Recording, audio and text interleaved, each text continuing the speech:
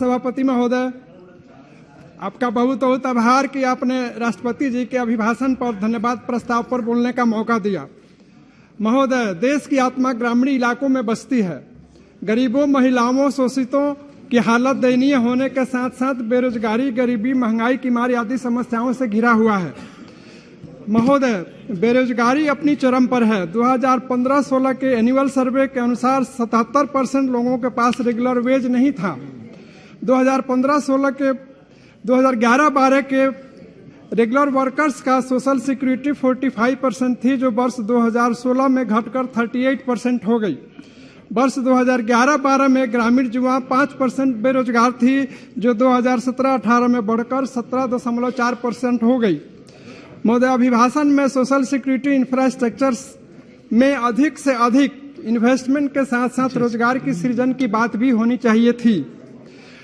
महोदय, जन औषधि स्कीम की बात की गई है, लेकिन ध्यान देने वाली बात है कि भारत दुनिया का चौथा लोवेस्ट हेल्थ बजट पेश करने वाला देश है। हेल्थ सेक्टर को मजबूत करने के लिए आवश्यक है कि कुछ या 11 बिलियनर्स पर 1% वेल्थ टैक्स में बढ़ोतरी का प्रावधान की जाए, तो जन औषधि स्कीम में 140 गुना की बढ़ोतरी होगी, जिससे कम कीमत पर गरीबों और शोषितों को दवाइयां मिल सकेंगी। सरकार गरीबी और अमीरी की खाई को कम करने के लिए कोई ठोस पहल करते हुए नहीं दिखाई दे रही है। महोदय, लोअर सेगमेंट ऑफ सोसाइटी के लिए भूखमरी, गरीबी, माल न्यूट्रिशन और शिक्षा सबसे बड़ी समस्या है, जो कि इस पर व्यापक दृष्टिकोण नहीं डाली गई है। देश में बेरोजगारी के कारण सोशल अनरेस्ट की स्थिति नहीं पैदा हो, इसलिए गवर्नमेंट परमानेंट जॉब की सृजन होनी चाहिए। हम यूनाइटेड नेशंस डेवलपमेंट प्रोग्राम 2020 की रिपोर्ट देखें तो दुनिया का सबसे ज्यादा गरीब व्यक्ति यानी 22 करोड़ 89 लाख भारत में रहते हैं। ग्लोबल हंगर इंडेक्स 2022 के अनुसार भारत 121 देशों में 107वें स्थान पर है। महोदय, क्या यही विकास है? क्या यही नया भारत है? महोदय, अगर हम centre for monitoring Indian economy December 2022 का डाटा देखें तो देश में बेरोजगारी 8.30% है। बेरोजगारी केवल शहरों में नहीं बल्कि ग्रामीण क्षेत्रों में भी काफी बढ़ा है। इसलिए सरकार को आउटसोर्सिंग बंद कर सभी गवर्नमेंट सेक्टर में परमानेंट रोजगार का सृजन करना चाहिए, ताकि युवाओं को सोशल सिक्योरिटी के प्रति फिर से भावना उत्पन्न हो सके और देश में सोशल अनरेस्ट नहीं हो।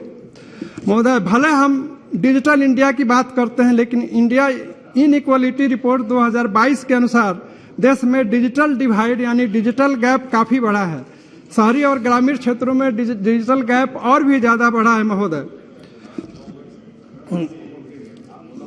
हम डिजिटल गैप की बात, ग्रामीण और शोषितों में डिजिटल गैप की वजह से डिजिटल एक्सेस काफी कम है, लेकिन हम डिजिटल इंडिया की बात करते हैं। कॉरेस्पॉन्डेंस रिपोर्ट ऑफ राउटर्स 2022 के अनुसार 17% ग्रामीण विद्यार्थी के पास स्मार्टफोन नहीं है। क्लास करने के लिए 50% छात्रों के पास इंटरनेट नहीं है या वे सक्षम नहीं है, तथा देश के 40% माता पिता के पास पैसे नहीं है कि वो इंटरनेट का कॉस्ट बियर कर सके।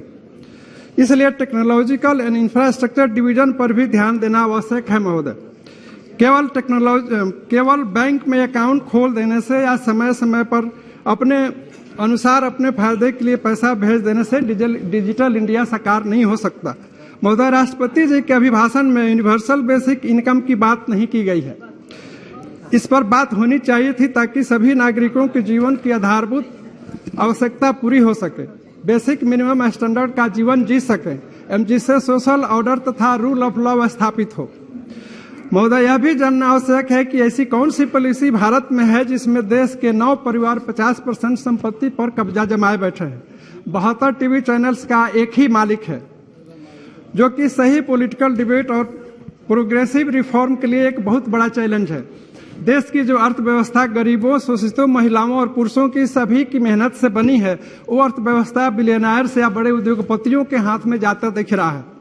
महोदय, देश की आधी आबादी यानी महिलाओं का एम्पावरमेंट पर विशेष ध्यान नहीं दिया गया है। आज लगभग 26 साल के बाद भी वुमेन्स रिजर्वेशन बिल, जिसमें 33% आरक्षण की व्यवस्था थी, जो पार्लियामेंट में आज तक पास नहीं हुआ। आखिर यह विधेयक कब पास होगा? सरकार के विजन डॉक्यूमेंट में इसमें शामिल नहीं किया गया है। अगर सरकार महिलाओं को एम्पावर करना चाहती है तो वुमेन रिजर्वेशन बिल मुमकिन है। मुमकिन है महोदय। अगर सब कुछ मुमकिन है तो इसको भी मुमकिन क्यों नहीं बनाया जा सकता। महोदय, बिहार में हमारे माननीय परम आदरणीय मुख्यमंत्री श्री नीतीश कुमार जी 2006 में ही महिलाओं को एम्पावर करने के लिए 50% पंचायती राज में आरक्षण दिया और 35% आरक्षण नौकरी में दिया महोदय। और 10 लाख जीविका के स्वयं सहायता समूह के माध्यम से 1,26,000 महिलाओं को रोजगार की व्यवस्था की। मैं उनका आभार व्यक्त करता हूं महोदय।